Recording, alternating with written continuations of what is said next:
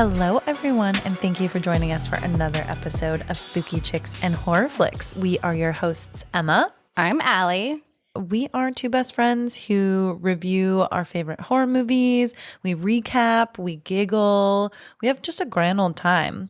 You can also find us on social media at Spooky Chicks and Horror Flicks on TikTok and Instagram. And we also have a Patreon. So if you want to support us, we've got some cool stuff going on over there as well.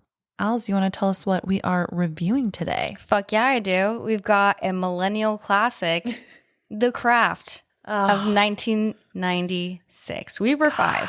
We were five. Why do you always tell everybody how old we are? They know. Just a quick spoiler alert. If you haven't seen this, go watch it on Max and come back. And if you don't give a fuck, just come on this ride with us. But Emma, what have you been up to?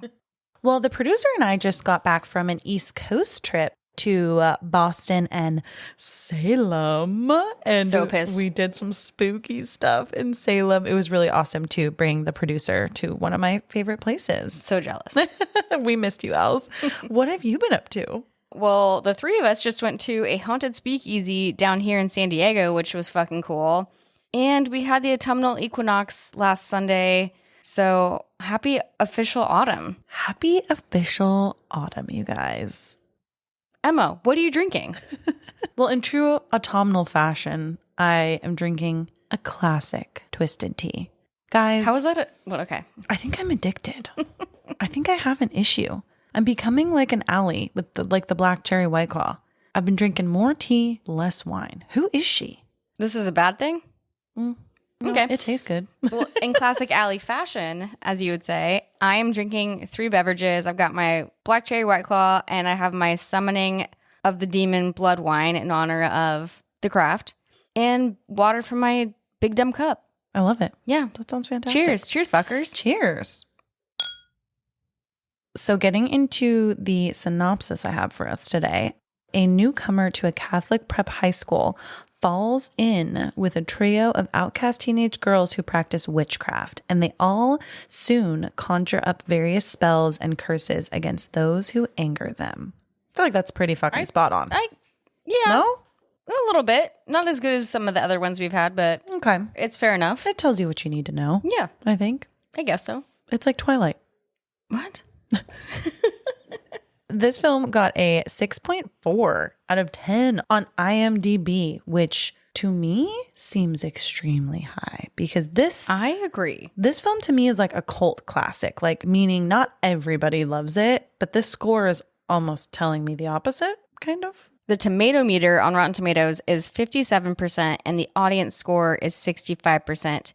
I guess maybe I just don't like this movie that much or enough to score it that high. That's okay. Am I a bitch? No. Well, and this film was directed by Andrew Fleming. And I'm going to fangirl just really quickly. He directed 22 episodes of Emily in Paris, 11 episodes of Younger, and he directed the classic Dick, which is 1991 starring Kirsten Dunst. So I guess I like his work. Diving into the top billed cast, we have Robin Tunney, who plays Sarah Bailey. I genuinely don't know anything about her except for this film. That's okay. And we have Fairuza Balk, who plays Nancy Downs, and she is fantastic. She scares me in almost everything I've seen her in, including she plays Sapphire in Almost Famous, which I fucking love that movie. And she's obviously Vicky in The Waterboy, which is classic. So good. So good. Then we have our gal, the iconic Neve Campbell, who plays Bonnie. And she was in Scream this same year. Which is crazy because she plays kind of very different characters. And also never forget, she was in Wild Things, all right? I don't know if I've seen that. It's worth a watch. I'll put that on my list. Yeah. And then we have Rachel True, who plays Rochelle. She's also in Half Baked, which I fucking love. And can I just make a note? She's so pretty. And then we have the sexy Skeet Ulrich, who plays Chris Hooker. What a name. A fun fact is this character was named after one of the writer's friends from high school, Chris Hooker. That's funny. Yeah. And you guys all know, too, that Skeet Ulrich was also in Scream in the same year. The same year. Double whammy. Also, I'm going to say this one more time. Go watch Jericho, the show he's in about like the end of the world. Go watch it. Okay? And then we have Christine Taylor, who plays Laura Lizzie, and she is not only married to the very famous Ben Stiller, but she was also in films like Zoolander, Dodgeball, Wedding Singer. I fucking love the Brady Bunch movie, you guys. It's a great one. Marsha. Yep. Els, I know this is one of your favorites. Breckenmeyer, he plays Mitt, and he's in Clueless and Road Trip, and he's actually in Freddy's Dead, The Final Nightmare. Have I seen it? No, but it was on his IMDb page, so he was in it. I love that. I thought you said IMDb bitch. And I was like, wow, yeah, I kind of like that. Let's brand that out. I know. And that's pretty much all we have. Els, let's get right into this witchy flick. Let's do it. So the title scene starts with, it looks like a bunch of witchy objects. Like that's like literally Dude, how I could fucking describe vibey. it. Yeah. It's like our three main witches at this point, Bonnie, Rochelle, and Nancy, and they're just having a great old time in a gazebo with their fucking candles. But we don't see their faces. Yeah, like we know it's them. Yep. Well, you don't if you haven't seen it. Oh, but yeah. That's on you then. And then it quickly changes to a very rainy night, and we are introduced to the character Sarah. She arrives in Los Angeles with her father and her stepmother, and she's kind of hoping for a fresh start. She's definitely had a troubled past, as we come to find out, and the house is super creepy and it's beautiful. Like I think Els, you and I would think that it's beautiful, like, and it's very Spanish style with a lot of vegetation outside and all that, but it definitely gives me this creepy witchy old, almost like Casper vibe. Well, it's a fucking mansion, first of all. It's gorgeous to me, but it definitely has its problems. It's a little bit I'll take spooky. Yeah. While unpacking, Sarah is randomly approached by a homeless man because her front door is open. Do we know he's homeless? Yes. Oh. I'm going to say. Sure. I'm going to say it's pretty implied. Okay. And he's holding a little snake and he tries to give it to her, freaking the shit out of her. He's like, yo, I found this in your backyard. Relax, girl. I'm just trying to talk to you. It's a very unsettling moment. And I feel like this kind of foreshadows just the entire film because we're going to see a lot more related to serpents and snakes. Yeah, and Dad comes down to help, and the homeless individual runs away, and Dad kills the snake. And as a Slytherin, I take offense. Right? I'm sorry. Also, why is this dude in their backyard? They're in like the Hollywood Hills or something. Who knows? People do crazy shit. That's true. The next day, the dad is taking her to school, and we see her pull up to this Catholic school, and it is co-ed, which is kind of interesting because I feel like if in other films when you see like a Catholic school influence, it's usually like, oh, school for girls or something like that. But he tells her that it's a uniform school and that she hasn't gotten her uniform yet, so she could totally wait another day if she wants to. She's like, Dad, I need to go to school at some point. Like, I can't just watch TV all day. If one of my parents was like, you don't have to go to school, I'd be like, okay, yes. No, literally. Count me in, coach. Like, where's my couch and my Oreos and TV?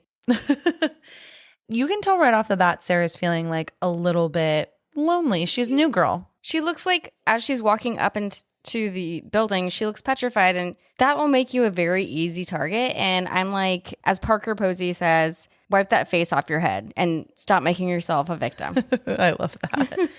She's just looking around at all the different groups and stuff that there are. And this is the first time we see the three witches. We see Nancy, Bonnie, three witches. I mean, teenage girls. We see Nancy, Bonnie, and Rochelle, and they're walking through the halls. We see them walk by some popular jocks. And I think we learn a lot about their personalities at this point because they're at Nancy's locker. And Nancy has sort of a negative energy just off the bat. And she has a noose hanging in her locker. And she's like jokey about everything. Meanwhile, Rochelle and Bonnie are like, oh, we feel like maybe today's the day we meet our fourth witch to complete the circle. Spoiler alert. Yeah. Well, we see a lot of their different personalities come to play in all of this. Yeah. And then we also see Neve Campbell, and she's very hidden, very meek, like hair in front of her face, like just a girl who's very shy, does not want any attention on her. So it's really funny, Els, just like you said, that we get to see these small snippets of all of their personalities that are going to come way more into play during the rest of the film. So just based on their personalities, I think that Rochelle would be what we called them in high school, were the pops. Like That's what you guys called them? Yeah. Oh my God. She would 100% Like the be in popular- the popular crowd. Yeah. And she's like sporty. She's on the swim team. You know, she's got like if she wasn't hanging out with witches, I would have never guessed that she was in a witchy club. No, and that's exactly right. But get you a girl who can do both. Well, then Nancy for sure would be in like The goth gothy. Yeah. clique. Yeah. Do you think, Els, that she's goth or do you think she's emo? I think she's goth I think she's goth. for sure. That's kind of what I was feeling too. She loves a good dagger. She's deep in that hot topic, not like the cutesy hot topic, No. like the deep hot topic. Yeah. Bonnie, unfortunately, I feel like is just like Be like the sad little girl left in the corner. exactly like don't put Bonnie in a corner. She puts herself there. Meanwhile, we're still learning about Sarah, so I'm not really like. I think there's always a mystery to new girls, right? Of like, where are they going to fall? Like, what group are they going to go in? And she's super pretty. So They're she's all got that. super pretty. They are, totally. She's definitely got that going for her on the mysterious note. Yeah. But how stressful. Like, I've never been a new girl at a new school, so I can't imagine that stress. 100%. I mean, I actually was a new girl. This was middle school, okay? True. It didn't happen in high school. Thank God. Yeah. But middle school, I got lucky because I was weird coming into a bunch of people that were really nice, but they accepted me as their little weirdo. So There you go. thanks, You're my friends. little weirdo. We're all weirdos, mister. Hey. Hey, walked right into that one. Now we get our first hint of classes. They're in French class, and Mitt, played by Breckenmeyer, is speaking with his French teacher and kind of being a fucking ass. And he's like, this is LA. Shouldn't we be learning Mexican here? And in all fairness, I was like, yeah, we're in Southern California. Why aren't we learning Spanish? Even though he said Mexican, because that was an insult. While this is all happening, Bonnie starts to notice that Sarah is balancing and turning a pencil around on her desk with like her mind. She's also turning it quite hard. Like it is going into the desk top. And Who I'm sorry. why aren't other people seeing this? What in the fucking Matilda is this? Aw, But I also love Matilda. same. So, and it kind of makes me want to have a bowl of cereal. Matilda's not a witch, but she might be. She has powers. Matilda has powers. Don't we all? And so does Sarah. And the rest of them. And then we jump to biology class, and I definitely thought that was chemistry class because it looks like fucking Twilight. Sarah asks Nancy, Rochelle, and Bonnie if she could sit with them because she needs to find lab partners. And they're like, no. Well, Nancy is kind of like standoffish. Yeah, she's mostly the no one. Yeah. And then she goes and sits somewhere else. And I'm pretty sure Bonnie says, like, I witnessed her doing some shit. Like, I think she could be our fourth. And then we kind of cut to Chris, played by Skeet Ulrich, and Sarah meeting for the first time. So Sarah is sitting alone at lunch, and Chris comes up and introduces himself. He's for sure just trying to get in good and thinks she's cute and probably wants to get at that. He for sure wants to get at that, but high school, right? You know. I also just like, do people really sit alone at lunch in high school? I mean, I think if you have no choice, right? Or you could do what Caddy Harrington and Mean Girls and sit in a bathroom toilet? stall. But that, Yeah. like, to me is disgusting. Well, yes, it's for the flair. So Chris and Sarah are having this first interaction, and Sarah says, oh, these three girls were super rude to me in biology class. And he's like, oh shit, you mean the bitches of Eastwick? And he reveals that everybody thinks they're witches. Okay, color me intrigued. Color me intrigued. Oh, I love that line. Now I want to talk to them even more. Yes. Well, and then he's like, do you want to come watch me play football after school? Some people come and watch practice. And I love that she's sassy at first and is like, oh, that sounds so fun watching you at practice. I also dated plenty of football players, and like nobody ever asked me to come watch them play football. I did. You asked people to watch you play football. Good for you. No, I watched some people play football. It was stupid. They were on the fucking freshman team. Like, We can take this offline because I need to know more. So stupid. Like Emma said, she's being all sassy about it, and then she fucking ends up doing it. She's like hiding behind a fence watching fucking Chris play quarterback or whatever. Yeah, we see her like immediately watching, which is so funny. Then the three girls come up to her, kind of warn her like, oh, he tells every single girl to do this exact same thing and like you shouldn't fall for it. Yeah, and Nancy seems particularly offended by him. Yeah, doesn't she say something like, I know from personal experience?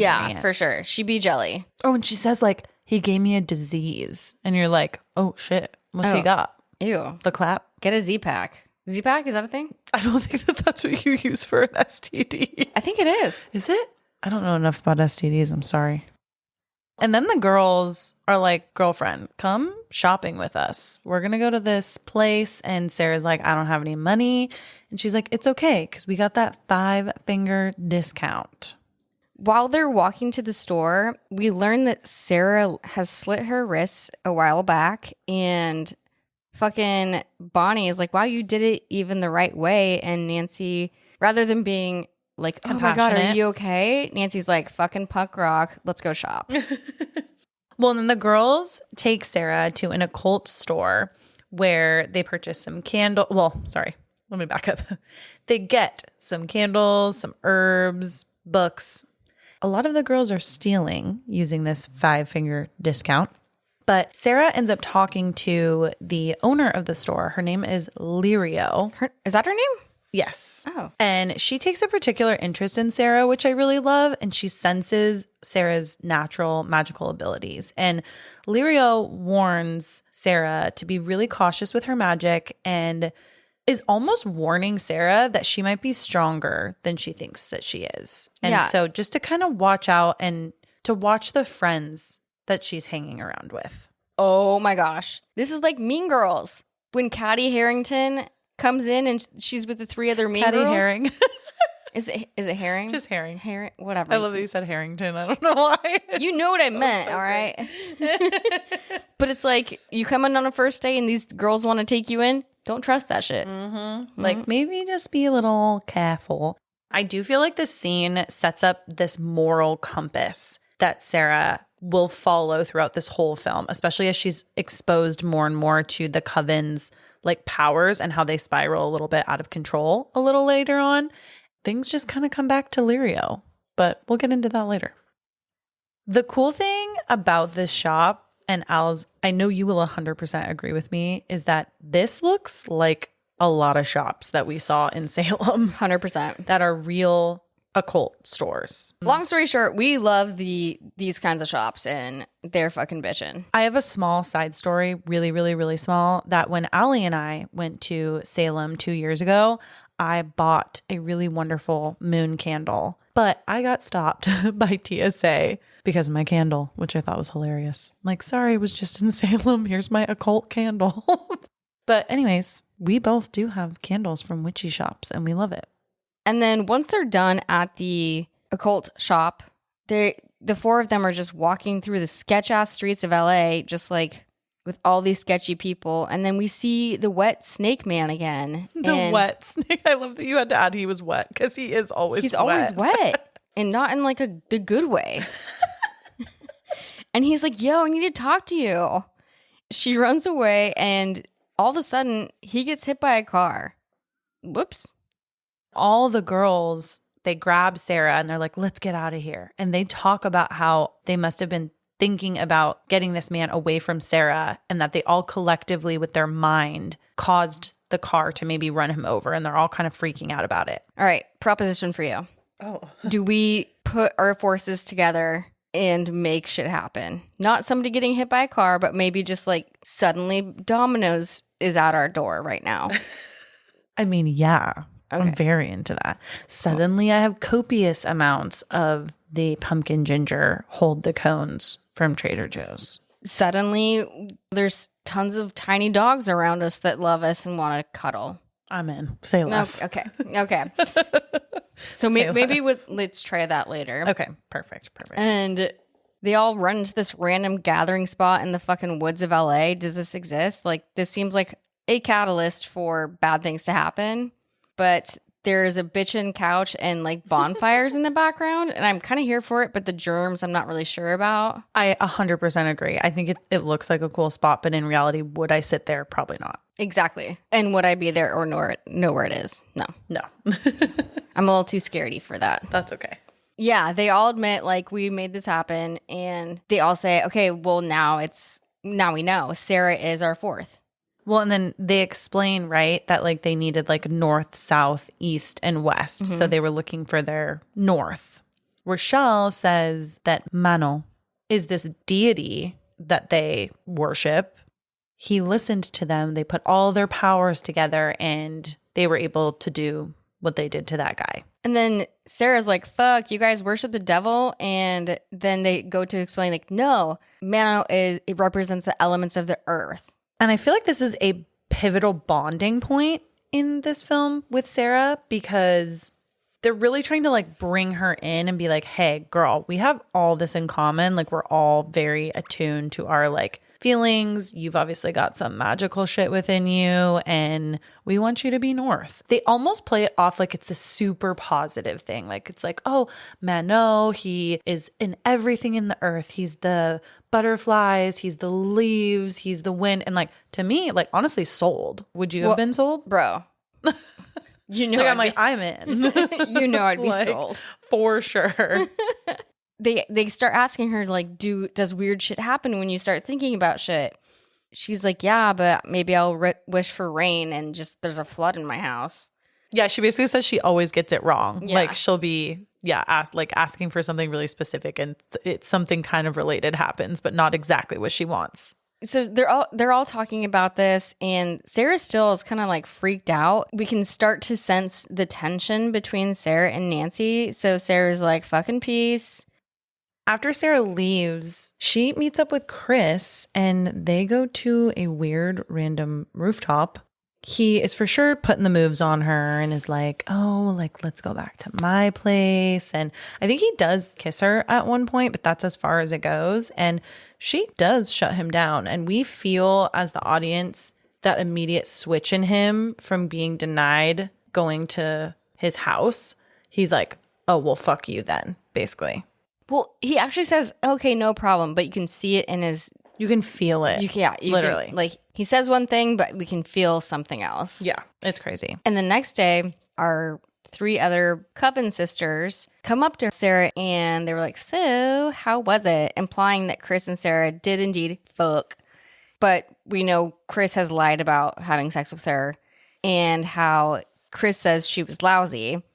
Nancy was like, he said the same thing about me. Don't feel bad. And Sarah is rightfully upset and angry about this because she did not have sexual relations with that woman. Oh, God. Sorry. I mean, with Chris. She goes to confront Chris and he acts like she is a psycho and has no idea what she's talking about. And it's just so painful because it's so high school, right? Like guys just making up rumors and stuff, making girls look bad when they're like the promiscuous ones, which is so annoying. Damn. High school be crazy. It was so crazy. I don't remember it being like this, but maybe I blocked it out. And something of note I will say to you, Emma, is her voice never leaves a different octave. A different octave. I'm like, I would be fucking screaming. No, literally same. As he's walking away. She says, hey, Chris, fuck you.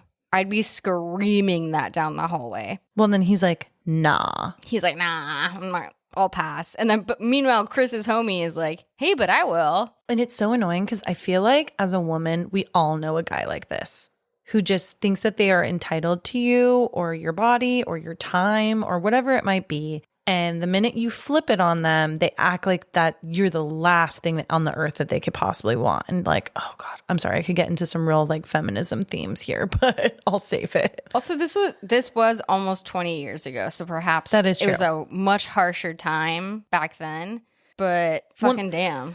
And I feel like this betrayal of Chris also marks a turning point that drives her deeper into her connection with the coven. We are now in the gym where the pool is, and we are watching like a diving practice. And we see that Rochelle is on the diving team. And our introduction actually to Laura Lizzie, who we mentioned was played by Christine Taylor.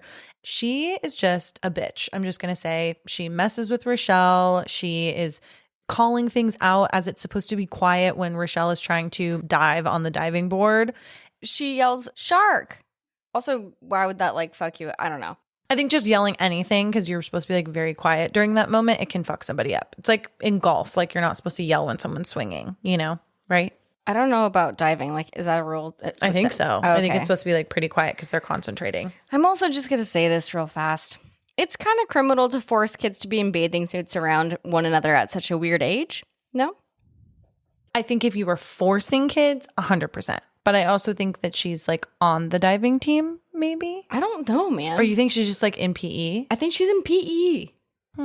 And Someone let us know. also, somebody who went to a Los Angeles high school, did you have this massive ass indoor pool with a giant diving board? Yeah, very tall. Great question. But don't worry, because I got out of my swimming in PE as a high school student. So, Well, so then moving on. After PE, we see Rochelle and they're in the locker room and Laura is still whispering about her just being a bitch. I love this part because I am this person and I would just be like, what is going on? Why are you doing this to me? Like, not enough people stand up for themselves and just like confront their bully head on. And Rochelle straight up says to her, why are you doing this to me? Like, what did I do to you? And we're not going to repeat what Laura says, but she does say some very, very racist things, which I have seen this movie so many times. It hits me every single time. Yeah. Like, I forget how horrible these things that she says to Rochelle are. They're horrible. 1996, man. A lot of different things flew by on the reg. This is also a weird tie, but Laura, Lizzie's character, being this blonde, perfect little swimsuit girl in PE, for some reason always reminds me of the little blonde girl in the swimsuit in Addams Family who like bullies Wednesday. Like, it just, they're giving me the same energy. Like, Kind of love that. Maybe she grew up to be that girl. geez, probably. Shoot. I just want to know, they're getting ready after PE or whatever this is. It must be PE because they're getting their uniforms back on to go to class. Okay, that's true. Context clues. Context clues. Love And it. how the fuck do they get ready so fast with their perfect blowouts, perfect makeup? It would take me 12 years. Luckily, when I did have PE, it was like my last period. I also did have it my last period too. We got lucky. Yeah, we got lucky. Imagine having it first period. Then we get a cut to a solo scene with Bonnie, and we see Bonnie in a hospital medical setting. Bonnie has all these scars all over her back, shoulders. I think it goes even like up her neck a little bit. We're finding out as the audience that that is the indication of why she is so shy and why she's always kind of hiding herself. And Yeah. we see her dabbling in some sort of experimental procedure to help fix these scars on her back. It looks like she's getting a tattoo on every inch of her back, which A, must be very painful, as we all know, we all have tattoos, and B, very expensive. Very expensive. And the doctor even says repeatedly, like, we don't know if this is going to work. We're just trying something new. She has to go over all this paperwork with Bonnie and her mom before they even start the procedure. It's like a pretty intense thing. I don't even know if you mentioned this. It's a burn victim thing, but I'm not sure we know the backstory about Yeah, we don't know the backstory of Yeah. how she got these burns, or are these just like, they definitely look like burns. They don't look like a birthmark scar. No, I'm fairly certain they're I like would love to know her backstory a little bit more. her backstory. Oh, Sorry. oh my, Allison. I had to. You said it. You said it. Jesus Christ. So things transition now, and Nancy is walking home in the pouring rain at night, and she walks to her trailer park where she lives with her mother, and her mom and her mom's man, stepdad or boyfriend, husband, whatever, Lover, yeah. they're fighting. It's definitely a toxic trailer hold. Get it? Instead of a household. Oh God. My bad. But we see Nancy's, what she's kind of yearning to get rid of in this toxic environment. Yeah. And then back at school, our coven, let's just call them a coven, huh? I love the coven. Okay. Yeah. Let's call them the coven. They decide to take a fucking bus field trip. Did you ever skip class? Many, like many a time. Oh, shit. I never really went anywhere though. I either like went home because I lived so close to school and I was like, I'm over school today, or I would go to Taco Bell and then come back. But for a whole day, would you skip school? No, I think I would have absolutely gotten in trouble. I skipped like periods. Damn. That sounds weird, but you know what I mean. like a class period. I have nightmares about skipping class, like high school and college. It just doesn't go away. Now it's just like a metaphor for work. But so our coven decides to take this field trip on a bus. As they're getting off the bus, and the bus driver, who reminds me of the bus driver from Hocus Pocus. Every bus driver ever in any of these movies. But he says, as they're getting off, like, hey, watch out for those weirdos. And Nancy says, we are the weirdos, mister. Fuck yeah, we are. Love dude. it. Yes. Put that on some t-shirts for me. 100%. And then they go to some random ass woods somewhere in LA, and they're doing some witchy shit. And they've got a dagger, some wine, some finger pricked blood. They've got all the fixings, you know? Sounds like a great, just a grand old time. Grand old time. Like girls' night. Yep, girls' night. All four of them go into what they want to do with all of their current powers.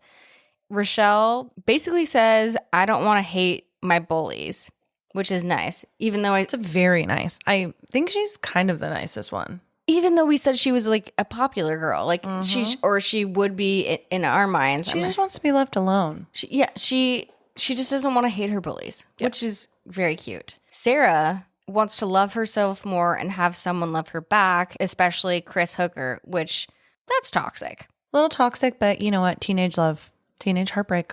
I don't support her wish. Bonnie wants the power to be beautiful, which is also daggery. Nancy, what she says, she just is like, I want all the power of Manal. And she gets very aggressive with their cheap wine and blood mixture, taking the sip and being like, this is what I want. It's almost scary. Like, Als, let me know how you would feel if you were in this witches circle, because I feel like all of them have very more on the tame side, kind of like wishes or like sort of general like affirmations and manifestations that they're trying to do. And then Nancy pauses before she like says hers. And then she's just like, I want all of it. Boom. Done. It's like, I would be scared as shit of her if I was in her friend group. I'd be like, oh, I can foresee this bitch trying to take us down. I would like to think that I would not be friends with Nancy just because she would scare the shit out of me just based on looks. Sorry. Aggressiveness, but knowing me, I probably would you be like, fuck yeah, man. I'm like, let's go, man. You're like, here's a White Claw. Yeah. Let's pour that in that blood and wine cup. Oh my God, I'm dead. Well, and so they've summoned all of their like wishes or what have you, and they are now back at school. We notice immediately Chris being completely enamored with Sarah again. Almost like not leaving her the fuck alone. I mean, isn't this your dream in high school, is like having that cute boy just look behind, like keep staring at you? Oh yeah, 100%. So she's definitely getting her wish, but yeah, I'm pretty sure that wouldn't fly these days. I'm not really sure. I'm in my 30s, so I'm not sure what high school is like anymore. But after this class where he keeps looking at her, he comes up to her and apologizes for being an ass. And he's like, hey, can I sit with you in maths? And he said, I'm so sorry I lied to everybody about banging, but let me carry your books and I promise I'll be better. We get into mass and all of his bro friends are giving him shit for being a little quote unquote bitch, whipped bitch. He's hesitating to sit next to Sarah and Sarah says, sit. And he does. I'm like, okay. And in what? Mass? Mass. Oh, yeah. Because I forget it's a Catholic school. Yes. Yeah. I thought it was math, but then I realized it was mass. He does everything that she's asking him, and seeing that her wish and or / spell or what have you, manifestation is coming true, which is kind of cool. One thing I want to know, Els, is that, you know how Sarah says, I want someone to love me like Chris? It's funny that he is totally enamored and in love with her, because that's not exactly what she wanted or what she asked for. And I feel like we're going to see that theme a lot throughout what these gals have asked for. For sure. Nevertheless, fucking Chris is fully in for Sarah, and the other Coven sisters start to see that the spell is working for Sarah. So they're like, all right, fuck yeah, it's going to work for what we wanted to. Totally.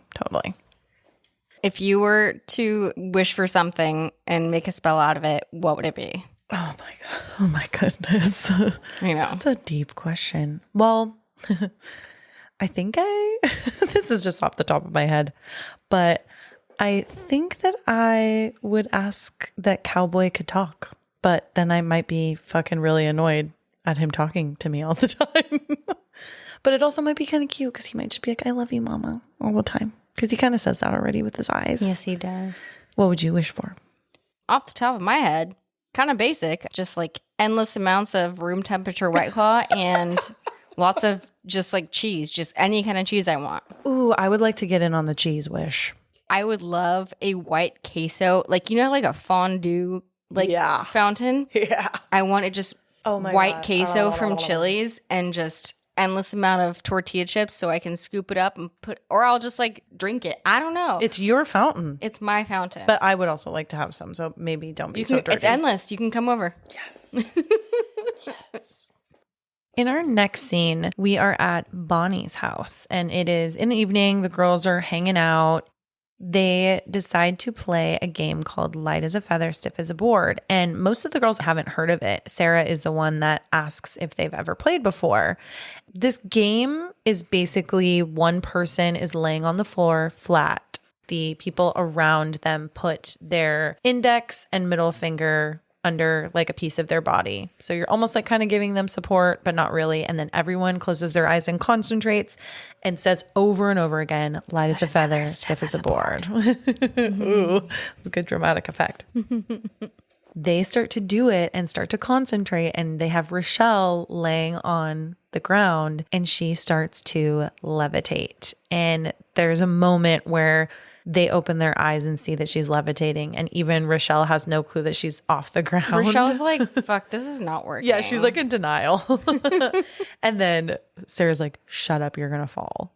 It's such a cool scene because the only thing that interrupts it is Bonnie's mom walking in. And then Rochelle fucking falls to crashes. The floor. And then just right after that, she's not phased at all. She's like, you guys need to try this. And that was actually an improv line by Rachel, the actress who plays Rochelle. Oh, I love that. Yeah. Well, and this is really the first time that we're seeing all four of them in the coven use their powers together to make something happen. I mean, we have the little instances of their little spells potentially starting to work, but to see them all four concentrate on something and make something happen, I thought was really cool. It's a cool kind of pivotal part of the film. Have you ever tried to play this? I have played this so many times. Never worked, but okay. I always believed. So then we move into a cutie little montage of all the girls exploring witchy things, and your class is like, you know that hot girl walk in Mean Girls? Yes. When they're all just walking slow through the hallways, or like even in Jawbreaker or Heather's, like they're all just walking slow. And we get this scene where they're all getting new confidence, realizing they have powers, and they're just walking a little taller. Yeah. As they're walking, Sarah walks by Laura, Rochelle's bully, and kind of pulls out a piece of her hair in the hall and is like, oops, like I thought it was a bug, sorry. And later they weave her hair into Rochelle's and do a spell.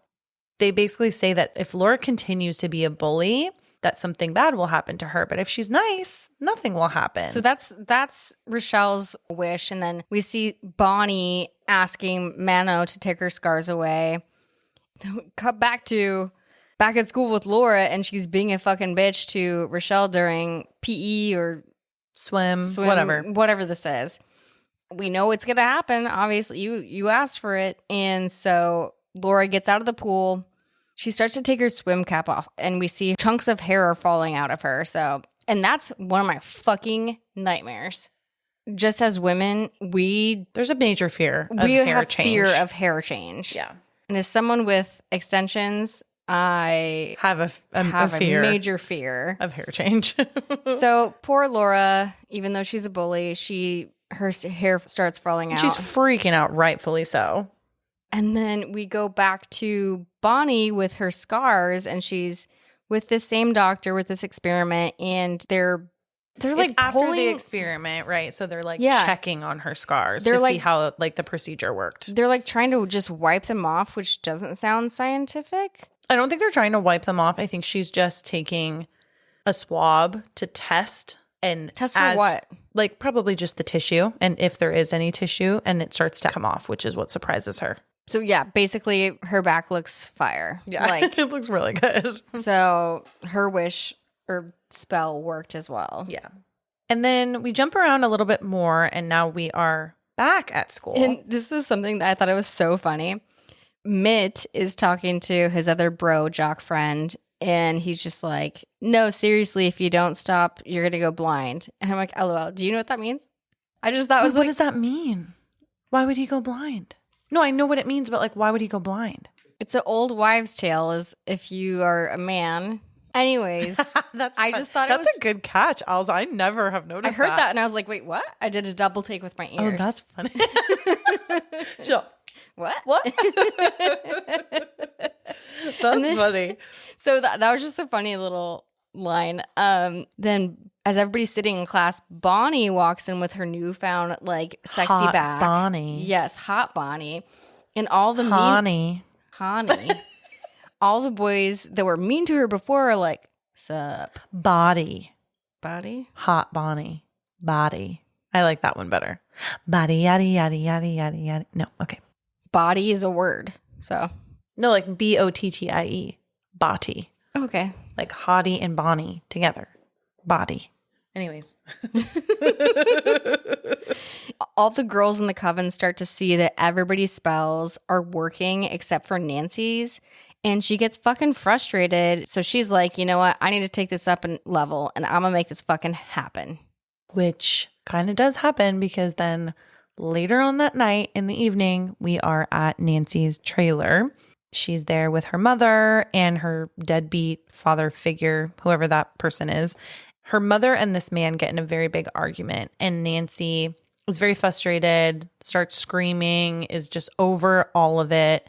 And when she starts screaming, the electricity in the trailer starts kind of going haywire. Then all of a sudden we see this father figure start to clench at his chest like he's having a heart attack. We find that he does pass like in this moment, and then it literally cuts just a scene or two later where she is with her mom and they are mourning this man's death.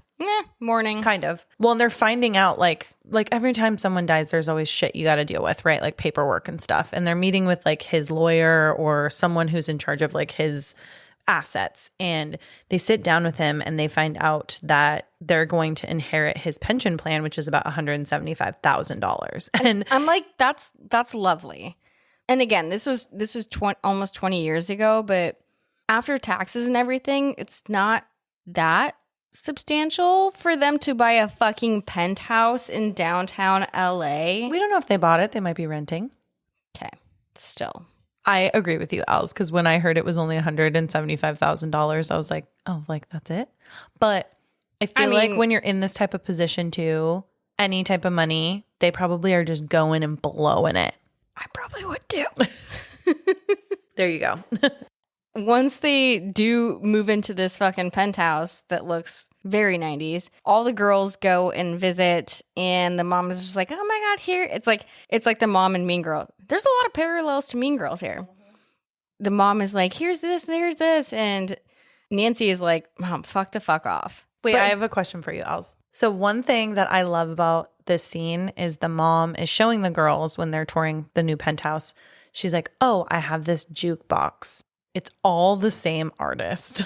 No, literally. I thought it was all the same song too, no? No, it's not. It's just the same artist. And the mom's like, yeah, it was always my dream to have a jukebox with every single song by so-and-so. And I want to know, if you had that jukebox, who would it be? I have two answers.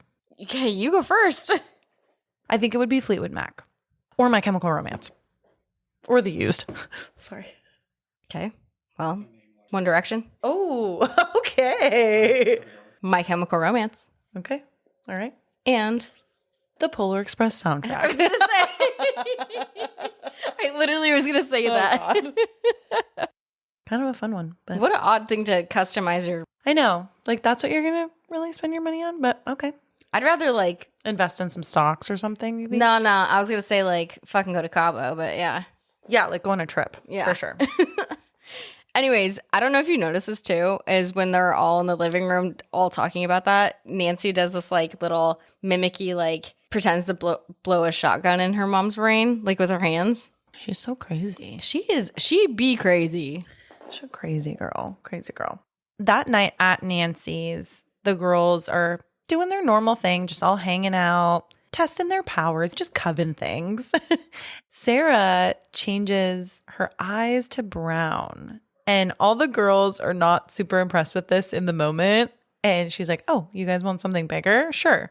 She turns her hair to blonde, which for the 90s, I think this was a cool effect. Dude, she was in fact wearing a wig. A fun fact that I wrote down was that she wore an auburn wig throughout this entire film because she actually shaved her head for Empire Records in 1995, which wrapped a month before the production of this film. So she had no hair for this and had to wear a wig. Every time I've seen this movie, I'm like, that seems like a wig. It's really bad hair. And I never just looked into it, but yeah. Damn, that's a wig. Yeah. A bad one at that.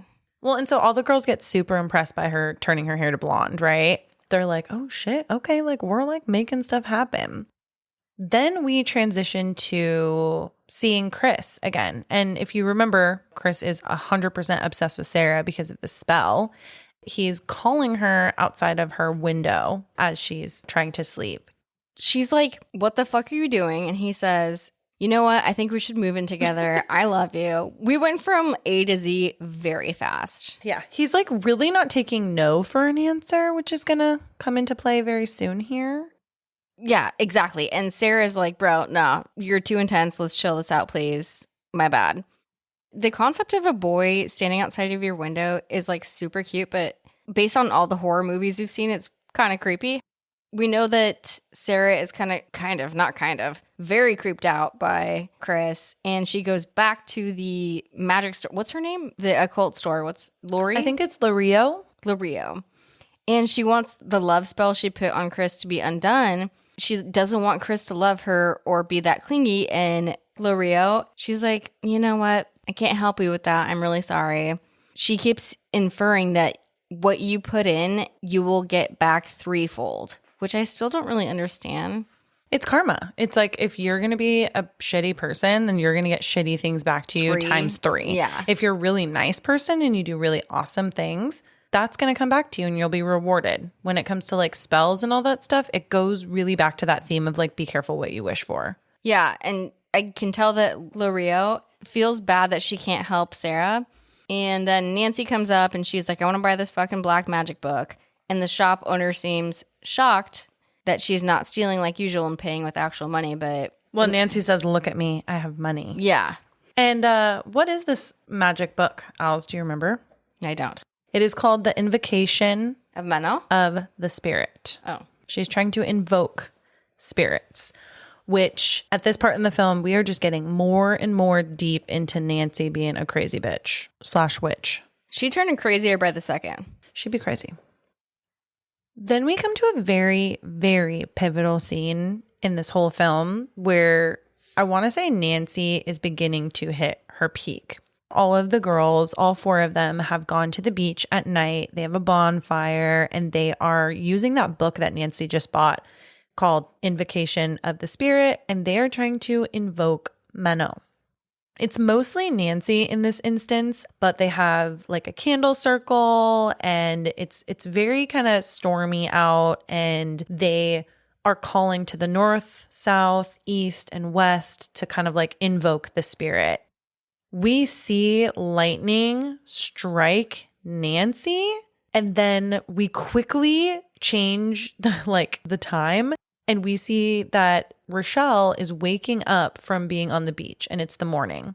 And some of the other girls are already up, but they're all kind of confused. We see Sarah, Rochelle, and Bonnie. They're kind of like just getting up like, wow, like we stayed the night at the beach. This is weird. And they look out to the ocean and we see Nancy walking on water.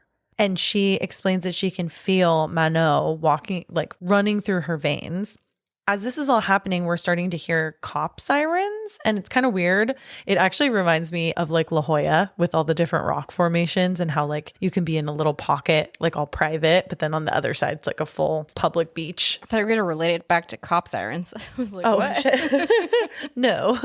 But they go to investigate what these cop sirens are, and they see that just on the other side of the rocks from where they woke up on the beach, there are a bunch of beached dead sharks washed up on the shore. Nancy actually is like touching a dead fucking shark, which also, what if it's not dead? Sketchy. And she says, oh, they're gifts from Mano. He's listening. So creepy. Like, oh, and speaking of Mano being a he. Oh. Well, so a fun fact about Mano is that Mano is actually not a real deity in the witchcraft community. It's actually very popularly a woman's name, a French woman's name, but it does mean like to the sea or to the ocean or something. So that might have a tie back somehow to this whole shark situation. Yeah, but they keep calling Mano a he, whereas historically it's a she. It's not a woman's name. You know what?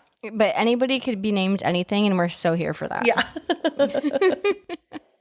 We are now jumping a little bit into that next evening. All four girls are in a car. They're driving around LA, and Nancy's driving, and Sarah is kind of just noting to the group like, hey, we might be taking things a little bit far. Well, and she's noticing that everybody's changed a bit since they've gotten all of their powers, and she's kind of not into it. She's like, the fuck you guys.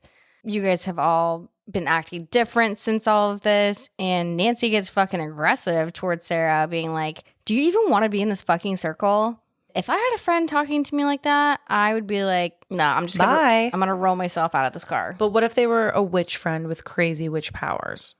I would find a way to be more powerful and get myself out of the situation. I love it. Thank you. Very Sarah of you. Thank you.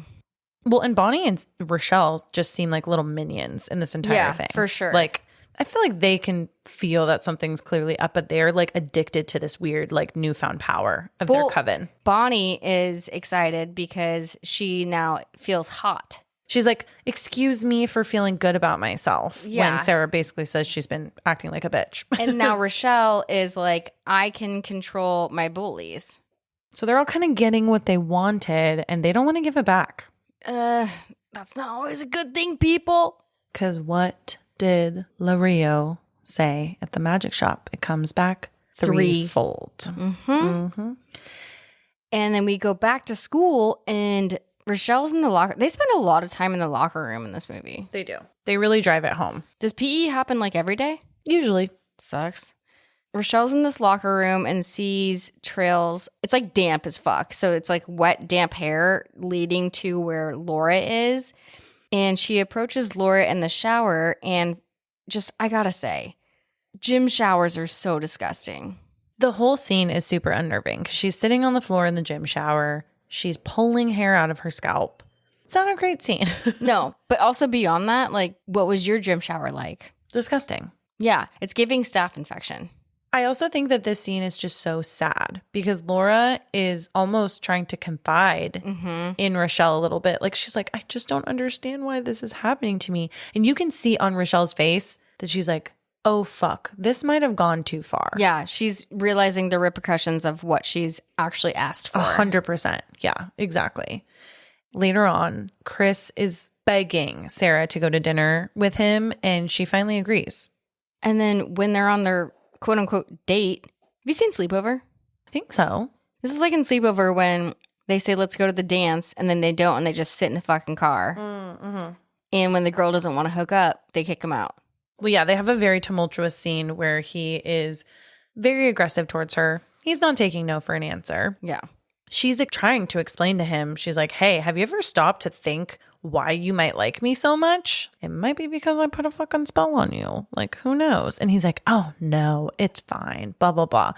He full on tries to SA her and gets very aggressive. And she has to run away crying. It's very sad, very triggering. She also just runs through the fucking random ass woods through LA. I mean, what else would you do? Run on the street? perhaps. That might have been her only choice. Looked like they were on a windy road, potentially. Well, Well, and she runs away and goes straight to Rochelle's house. And at first, I just think in my head, like, oh, maybe this is going to be a turning point for their friendship where Rochelle and potentially Bonnie and maybe even fucking Nancy will just be there for her as a friend. And that's, I think, what it seems like at first. Like, Sarah comes in, they're kind of consoling her. They're like, this isn't fucking cool that like Chris did this shit. Like, this is like not okay. Nancy has this like look in her eye. Nancy has this fucking look. She chimes in and she's like listening to what Sarah's gone through this evening. And she's like, fuck that. I'm going to Trey's party tonight and I'm going to fuck shit up. Yeah. Yeah. Sarah's like, don't go get involved. It's not a big deal. Don't worry about it. And Nancy's like, I want to go play. Yeah, I want to go play. That kind of freaked me out. So weird. And then when Nancy gets to the house, Chris immediately sees she's there and he's clearly inebriated and is like, what the fuck, where's Sarah? Do you know where Sarah is? They don't get along well, but somehow he follows Nancy up to this team party mansion house room. I have a question. Why are all teen parties like this in films? I mean, I kind of get it, but like, did you ever go to a party like this? I wasn't that kind of kid. You didn't go to parties? I lived in Ramona. Did people not party in Ramona? We didn't have these kinds of houses. I was going to say, like, I only went to a party like this maybe once. Everything else was just so, like, lame. No offense to all of my high school friends. I think it's like a film thing. Like, the house in you have to heighten it all up, right? Yeah, it's, like, way more elaborate than but I feel like in real life. I feel like in Euphoria, they kind of make shitty parties part of the plot. I think this is a thing of the like past, the mansion parties. It was very overdone. Yeah, totally. The magnanimous parties and houses. Nancy tries to get it. She tries to get it with Chris. She does. Chris, even though he's super fucked up, he rejects it. And then fucking Nancy turns herself into what looks like Sarah and mounts him. And Chris is drunk enough to be like, word. Als, what did you think of the effect of Nancy changing herself into Sarah? Did you think that was better, or did you like the hair like changing? The hair changing was some bullshit to me. Really? Yeah. I thought the changing into Sarah was way better. Yeah. I did kind of like the transformative. I loved that she was still in like the goth outfit and stuff. It would have been kind of cool if they kept Nancy's voice, kind of like in Harry Potter. Yeah, but if you want to mount the boy, you have to do the full trick. Totally understand. But like, what if you couldn't? That's true. What'd you think? You seem to think that the hair trick was better. I liked the hair trick. Maybe it's just me. I'm so thrown by the wig. I think it's just memorable to me. Like when I remember this film, I remember her taking her hands and going, back. So do I, but I remember it in a bad way. Okay, well, I apologize. To each his own. Well, and the other three girls arrive at the party, and Laura approaches Rochelle with this really bad wig on and is like, hey, Rochelle, how's it going? And Rochelle's like clearly freaked out about this whole like encounter. Well, and Laura seems super timid and maybe just like not confident. No, and I feel like she's maybe just feeling those bad repercussions and wanting to play nicer in the sandbox. 100%. Yeah. And I understand the bullying and bullied dynamic. We're 100% seeing at this point that Rochelle is really second guessing kind of what she has manifested to happen. Yeah. Her way's awful, but this next part is pretty intense, but there's a lot of things kind of going on at play here. Sarah arrives in the room that Nancy is in with Chris, where she's pretending to be Sarah, and interrupts like their whole thing. Nancy turns back into herself. Chris gets super fucking freaked out. And he's like, you're a witch. They were right. And Nancy says, they usually are. And I'm like, okay, are they though? Meanwhile, fucking Sarah is completely unfazed. She's just like, let's just go. She wants to get the fuck out of there. I'm sure she doesn't want Chris to know everything about their little witchy escapades. Just doesn't want to freak him out. And he also just tried to SA her. Like, she probably wants to get the hell away from this man, right? And Nancy reiterates that, you know what? The only reason you want Sarah is because she cast a love spell on you. Nancy gets very aggressive because Chris is like, you're just jealous. You're just jealous. And she's like, jealous? I'm not jealous. She goes off, and it's kind of scary, actually. And she basically yeets Chris out of the second-story window with her black magic aggression. And we R.I.P. kind of see the splat. I mean, we see it from his point of view. The next thing that we see is that Chris is dead. Sarah's really fucking sad about it. She didn't want him to be obsessed with her, but she didn't want him to die, which is completely reasonable. It's like the worst thing that could have happened. And she tries to do a binding spell to have Nancy not harm anyone else or herself. Yeah, we all know Nancy is the problem here. It's me. Hi, I'm the problem. It's Nancy. So we have the spell that she's trying to make work. She's spiraling. She's for sure spiraling. Somehow, all the other Coven sisters fucking find her in a bathroom. And I'm like, that's a sacred place. Well, they find her in the bathroom at school, too. Even worse. Yeah, that's even more intimidating. Like, don't do that, people, okay? Don't bother me in a bathroom in a public place or anywhere. Well, and they're so rude, too. They're like, we don't need a fourth anymore. Like, bye. We just got her into the Coven. How do they want to cast her out so fast? Power's a bitch, you guys. Power can ruin people. I think that they feel threatened by Sarah. Oh, for sure, because she's a natural witch. She doesn't have to work as much as they do. Mm-hmm. She has natural abilities. Yes. Abilities. So overwhelmed by guilt, fear, and I think like a lot of remorse for Chris's death, Sarah tries to break ties with the Coven. She's super concerned about Nancy. She is very worried about what could potentially happen next. And she visits Lirio at the occult store, and she's seeking some guidance from her. She's trying to explain to Lirio that Nancy has gone a little bit too far and that just things with her entire Coven in general have just gotten a little bit out of hand. And Lirio explains that Sarah has a natural gift for magic, that she has to kind of face the consequences of her Coven's actions, and that it doesn't matter if it's good or bad, but whatever you do is going to come back threefold, and you have to remember that. And Lirio takes her to this part of the store that is more off limits, and there's a huge pentagram on the floor, which is super dope. Sarah explains to Lirio that she did a binding spell on Nancy, but that it didn't work. And so Lirio's like 100% trying to help her. But a huge explosion happens in the store. Sarah's like, I gotta go because I'm gonna cause you some shit now. I already have. And like Nancy is just everywhere I fucking turn. So then back at Sarah's house, Nancy, Bonnie, and Rochelle, obviously feeling very betrayed by Sarah's attempt to like distance herself, they're trying to take advantage. And they're like being so extra with it too. Yeah, like they infiltrate her dreams, literally her dreams, and try to attack her. They like, in her dreams, they did fly into her house like the Sanderson sisters. And I was like, oh, we can fly now. I'm like, okay, that's kind of cool. Right. Later in real life, they call Sarah's phone, but they convince Sarah that her parents, her mom, her dad and her stepmom, have taken a flight and left LA, gone back to San Francisco. And they tell her to turn on the news, where she sees a fake news story that the plane has crashed, but Sarah thinks it's real. And these gals break into Sarah's house and torment her with super powerful illusions, including the whole TV plane crash scenario. They're kind of trying to drive her to suicide because they know that that's something that she struggled with previously.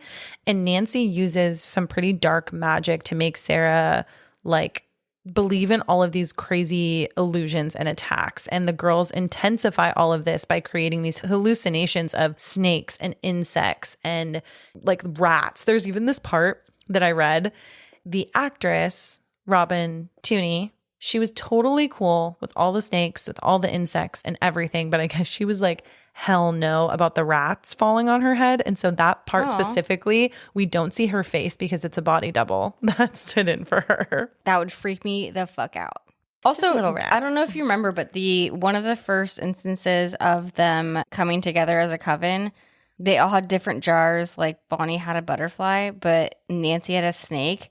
So we can tell she's leading this pack with all of the snakes we see in this scene. Yeah. It's all very spooky. And Nancy straight up tells her, like, you are going to kill yourself tonight.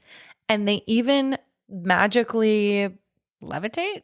I was going to say they levitate, but they also create a suicide note that apparently Sarah has written that is confessing to her killing Chris. So they're trying to get her to kill herself, get her to take responsibility for Chris's death and all this stuff, because the cops were definitely a little bit sus about everybody that was at this like party, right?